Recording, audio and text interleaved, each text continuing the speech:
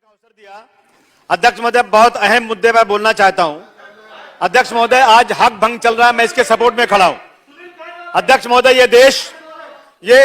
इस देश में हजारों सालों से इस देश के अंदर हजारों सालों से गंगा जमुनी तहजीब चल रही है।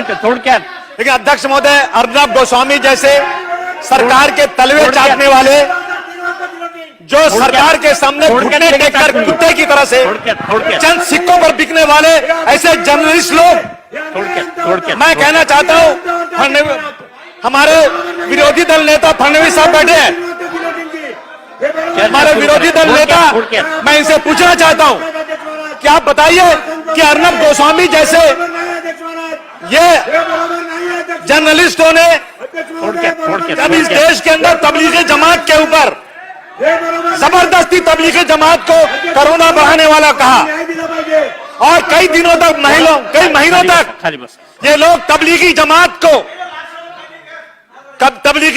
को कोरोना बढ़ाने वाले कह करके इस देश के अंदर हिंदू मुसलमानों को बांटने की कोशिश किया और उसके बाद कोर्ट ने कह दिया कि तबलीगी जमात को बलि का बकरा बनाया गया। तबलीगी जमात ने ऐसा कोई काम नहीं किया। क्या आप इतने लोग बैठे हो, आपको शर्म नहीं आती? आप बोलने को नहीं दिखाए होते? तबलीगी जमात वो जमात है जो इस देश के अंदर इंसानियत सिखाती है और ये कोर्ट ने कह दिया है कि तबलीगी जमात को बलि का बकरा बनाया गया। मैं मांग करता हूं अर्नब गोस्वामी जैसे लोगों को उस कुर्सी से उठाकर फेंक दिया जाए और उसकी जगह जेल में होना चाहिए। उसकी हिम्मत क्या है कि हमारे मुख्यमंत्री को इस तरह से बात करता है जैसे कोई गुंडा मवाली बात करता हो। मैं हक भंग का सपोर्ट करने खड़ा हुआ हूं और निवेदन करता हूं कि इसके ऊपर जल्द से जल्द कार्रवाई किया जाए। ये एक कंगना रनाउत, और इसने क्या कह दिया कि मैंने फिल्म लाइन में इस्लामिक वर्चस्व को खत्म कर दिया।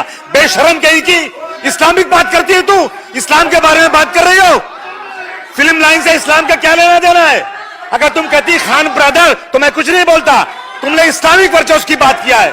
मैं मांग करता हूं गृह मंत्री से, ऐसे लोगों को महाराष्ट्र की सरजमीन पर रहने का कोई हक नहीं है। कार्रवाई कीजिए उसके ऊपर। हमारे मुख्यमंत्री के बारे में, हमारे महाराष्ट्र के बारे में ये गलत बातें करते हैं वो लोग जो रोजी रोटी यहां कमाते हैं। वो लोग इस तरह की बात करेंगे, हमारे जैसे लोग कभी उसे बर्दाश्त नहीं कर सकते।